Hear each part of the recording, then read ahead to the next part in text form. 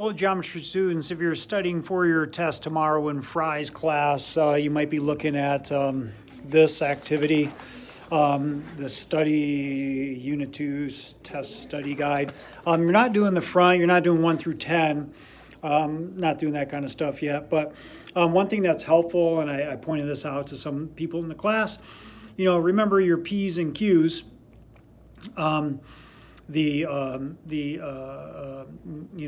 hypothesis and the conclusion that make the conditional statement.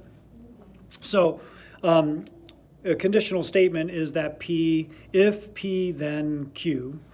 The inverse is just the opposite. So it's going to be if Q, then P.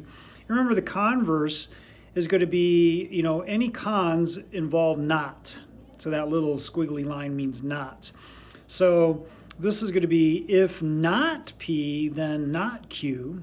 And the contrapositive is going to be like the inverse, just with nots in front of it. So if not Q, then not P. So you have your P statement and your Q statement that you're just going to attach your if and then to. And so you could take a look at, this, I put my P's and Q's together. So I have if this P statement, then this Q statement. And then I did the inverse. I did if the Q statement, then the P statement. And you could read it better up here than my handwriting. And then, the converse, if, the P is not this, then the Q is not that. And then you have the contrapositive, if not the Q, then not the P. And I believe, we talked about these in class, so, the truth value is listed there as true or false for those statements. And you could pause this, if this, I just want to make sure you have those symbols correct while you're studying this. So remember, the biconditional can go either way. So it's, if it's if and only if. So you have this statement, if and only if Q. So it goes back and forth. So a quadrilateral is a square if and only if it has 4 congruent sides. Is going to be that biconditional statement. The conditional, you would say if a quadrilateral is a square, then it is a congruent, then it has 4 congruent sides for your conditional. Your converse, remember, the converse is not.